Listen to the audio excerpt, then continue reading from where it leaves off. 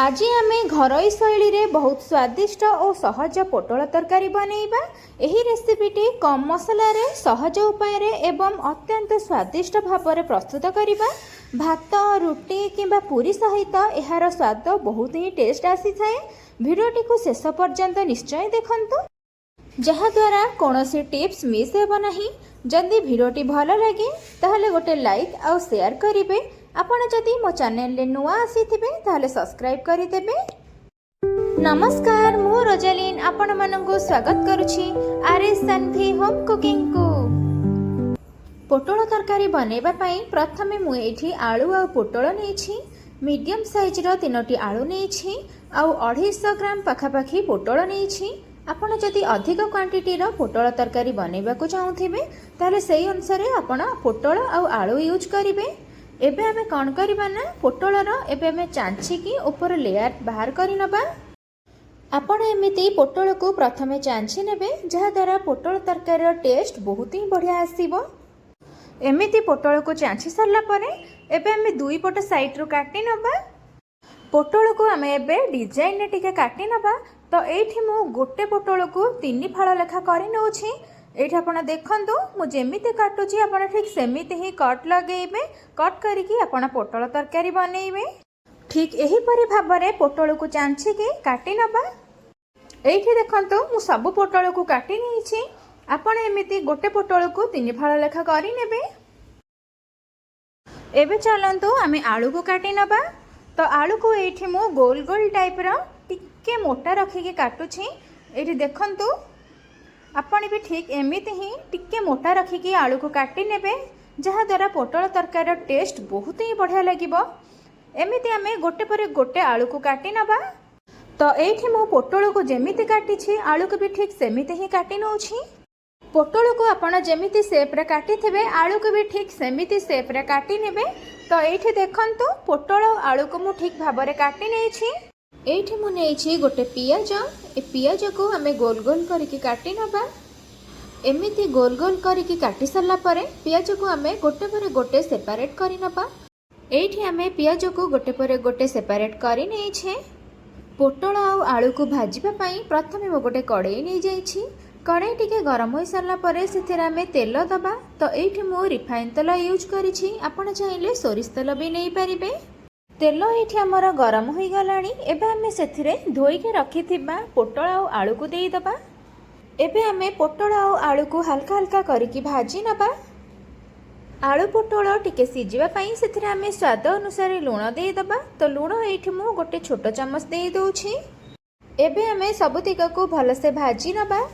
5 ରୁ 7 मिनिट पर्यंत यह हमें लो टू मीडियम फ्लेम रे रखिबा, जहा द्वारा आलू पोटल हमर टिके सिजी जिवो, भल से भाजी भी होई जिवो।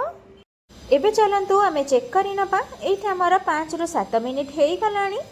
देखि पारुथिबे पोटल आलू हमर भल से भाजी भी होई गलानी। आलू पोटल हमर टिके टिके सिजी जाइछि। एबे हमें एहा को गोटे बाउल ले बाहर करि नबा। आपण पूरा एमिति आलू आ पोटल को भल से भाजी नेबे। एबे हमें गोल गोल करी काटी के रखिथिबा पियाज को देई दबा। पियाज को आपण एठी कड़ा कड़ा भाजिबेनी, जस्ट हल्के के ही भाजी नेबे।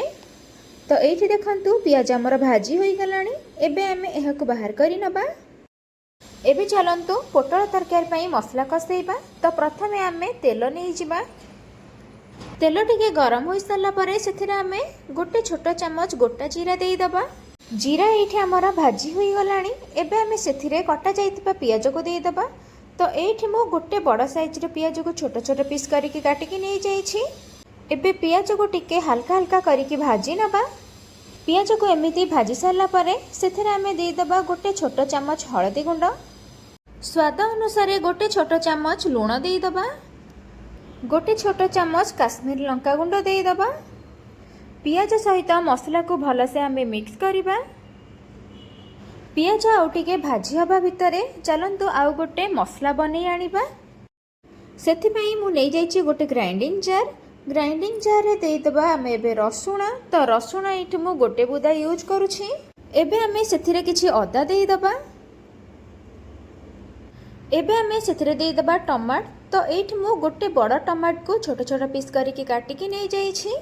राग पाई एठी मो 3टी कंचा लंका यूज करिछि। आपण चाहिले राग कम बेसी भी करि परिबे। एबे हमें एहार गोटे प्यूरी बनै आनिबा। एथिरे आपण पानी देबेनी, जेहेतु हमर टमाट पड़िछि तो पानी बाहरिबो, तो सेतपे आपण पानी देबेनी। तो एठी देखंतु मसला को मु पूरा ग्राइंडिंग करके नहीं आसी, देखि पारुथबे पूरा पालिश करके ग्राइंडिंग करी नहीं आसी। एपटे हमर पियाज भी भलसे भाजी होई गलानी। एबे हमें जो प्यूरीटे बनैथिले से प्यूरी मसला को आमे एबे सेथिरे देई दबा। मसला को देई साला परे सब तिका को भलसे आमे मिक्स करि नबा। मसला को फुटिबा पई आमे एबे किछि समय छाड़िबा। एठी आपण देखि पारुथिबे मसला हमर भल कि फुटी आसिलानी। एठी आमे किछि मसला ऐड करिबा। हाफ चम्मच देई दबा लंका गुंड, हाफ चम्मच देई दबा धनिया गुंड, हाफ चम्मच देई दबा जीरा गुंड।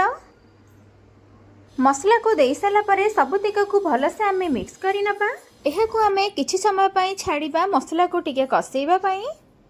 एठी आपण देखिकी जानि पारुथिबे मसला हमर भल कि कसी होई गलानी। आपणकर मसलारू एमिति तेल बाहरिले जानिबे जे आपण पूरा मसला परफेक्टली कसेइचंती। एबे आमे सेथिरे भाजी के रखिथिबा आलू को देई दबा। आलू को देई साला परे मसला सहित आलू को भलसे मिक्स करिबा, जहा द्वारा आलू मसला सहित भलसे मिसी जिवो। आलू को टिके सिजेबा पई एहा को आमे 3 रु 4 मिनिट पर्यंत कवर करि नबा। एठी हमर 4 मिनिट हेई गलानी। एबे आमे कवर बाहर करि नबा। कवर बाहर कर साला परे एहा को आमे आउ थरे टिके मिक्स करिबा। एठी हमर आलू भलसे सिजिनी, तो आउ टिके सिजेया पई ताको आमे 1 रु 2 मिनिट पर्यंत कवर करि नबा। सेई भितरे चलंतु आमे आउ गोटे मसला बनै नबा। तो एठी देखंतु गोटे ग्राइंडिंग जार नै आसीछि। एबे आमे सेथिरे किछि बादाम देई दबा। तो एठी मु बादाम को भाजी के रखि देइथिली। एबे आमे सेई बादाम को देई दबा। गोटे बड़ चम्मच पोस्तक देई दबा।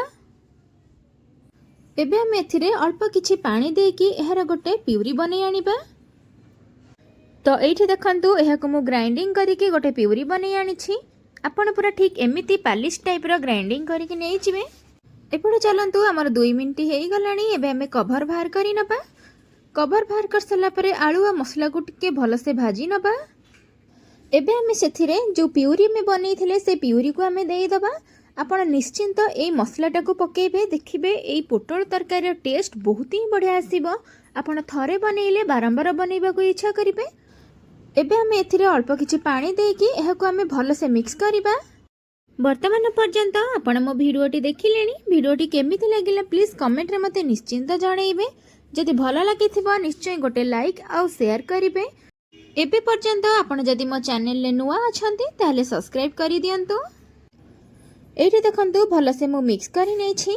पोटल तरकारी रो भल गोटे कलर आनिबा पई सेथिरा मे देई देबा गोटे छोटो चम्मच काश्मीर लंका गुंड। लंका गुंड देई सला परे लंका गुंड को भलसे आमे मसला सहित मिक्स करि नबा। एबे आमे सेथिरे देई दबा भाजी के रखिथिबा पोटल को देई सला परे पियाज को देई दबा। एबे आमे सब तिका को भलसे मिक्स करि नबा।